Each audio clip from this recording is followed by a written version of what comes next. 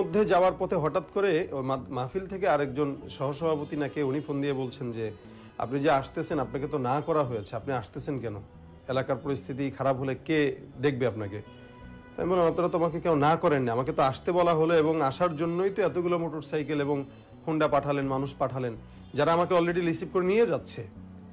এই মুহূর্তে আপনি যদি এই কথা বলেন, যাক উনি ফোন কেটে দিলেন, আমার কথা উনি শুনলেন না। আমি যুবকদেরকে বললাম ভাই যেহেতু ঝামেলা হচ্ছে আমি ঢাকায় ব্যাক করি। তো ওনারা বলতেছে না হুজুর কি বলতেছেন, জীবন দেওয়া লাগে জীবন দেব আপনার জন্য।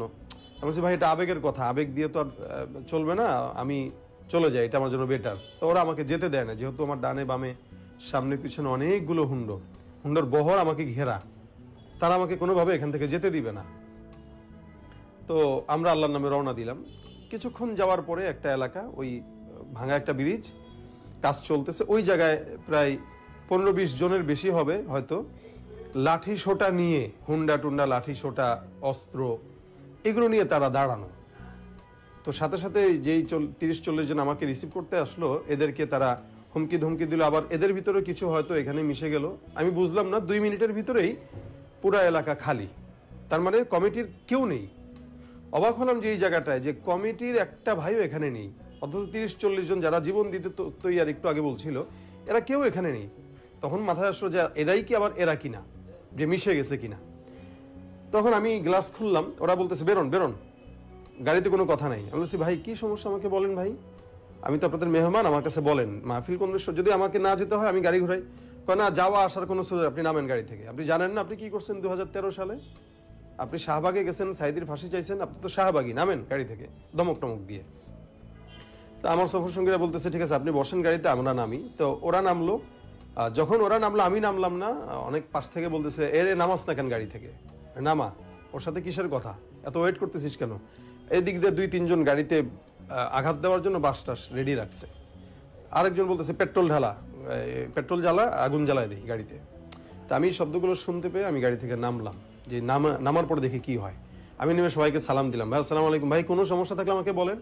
সমস্যা তো আছে, গাড়িতে উঠেন আপনি। মানে তারা হুন্ডা নিয়ে আসছে, হুন্ডা উঠতে বলতেছে।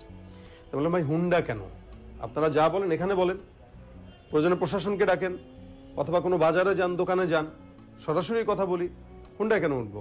হুন্ডা উঠতে হবে, আপনার সাথে কথা আছে। আবার আশপাশ থেকে অনেকে বলতেছে এর সাথে আবার কিসের কথা, হুন্ডায় উঠ।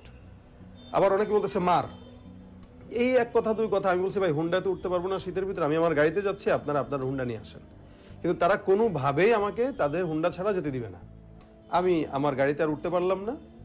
তারপরে আমার মাদ্রাসা মোতাহিম মাওলানা মাসুম বিল্লাহ, সে বললো যে ওনাকে যদি নিতে হয় ওনার গাড়িতেই নিতে হবে, আপনারা হুন্ডাতে নিতে পারবেন না। তা এরা তখন আর কোনো কথা না বলে একজন বলতেছে আর এত কথা কিসের, কথা শুনতেছে না, মার দে। এই সে আঘাত জোরে করে সে নিজে একটা ঘুষি দিল, আর আমার সাথে আমার সফর সঙ্গী 2 জন আমাকে জড়ায়, 2 দিক থেকে আমাকে মাঝখানে ঘেরাও করে সমস্ত আঘাতগুলো তারা তাদের গায়ে নিল।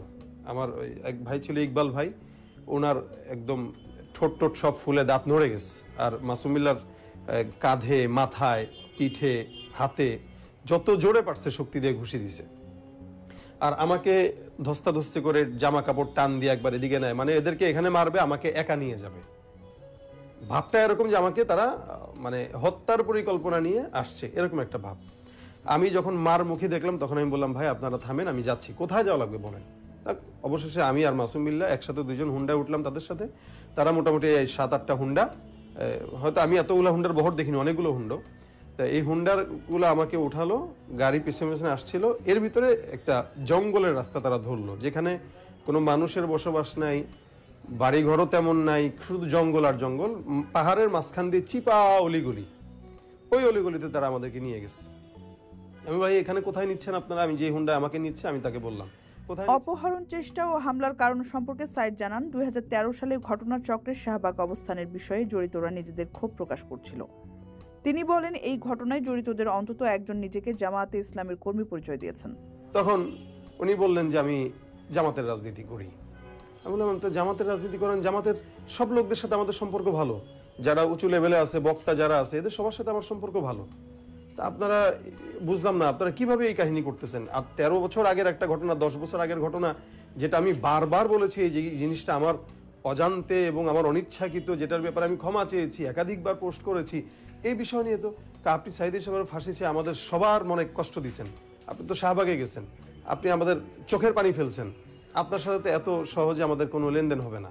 মানে এর আগে মঙ্গলবার সাইদ আহমদকে অপহরণ করার খবর ছড়ালে চারিদিকে হইচই পড়ে যায়। যদিও বড় কোনো বিপদ ঘটার আগে স্থানীয় জনগণ ও প্রশাসন তাকে উদ্ধার করতে সমর্থ হয়, বলছিলেন সাইদ। যদিও ওই মুহূর্তে ওই এলাকার আরেকজন মেম্বার তখন ওখানে যায়, ৮ নং ইউনিয়ন নাকি জানি, ওখানের মেম্বার উনি যায়, যে গালিগালাজ করে হুন্ডা দিয়ে আমাদেরকে নিয়ে আসে। রাস্তায় এসে দেখি হাজার হাজার জনগণ, পুলিশের গাড়ি, এরপরে প্রশাসনের সব ভাইরা এখানে আসছে। আমি ওখানে যাওয়ার পর ওনারা আমাকে দেখে চিনে সম্মানের সাথে থানায় নিয়ে প্রায় সেফটির সাথে 2-2.5 ঘন্টা ওনারা বসায় রাখছেন ওই ভোজপুর দাঁতমারা এই তদন্ত কেন্দ্রে। তো ওখানে যাওয়ার পরে মোটামুটি একটা বিষয়টা ক্লিয়ার হয়েছে। অনেক মানুষ তখন রাস্তাঘাটে অবরোধ করে, গাড়ি আটকায়, ওখানে করবে, হরতাল করবে, এরকম কর্মসূচি দিচ্ছিল। আমি বললাম, ভাই আল্লাহর রাস্তায় আপনারা চলে যান, আমরা নিরাপদে আছি এখন, আলহামদুলিল্লাহ, আমরা চলে যাব সময় মতো।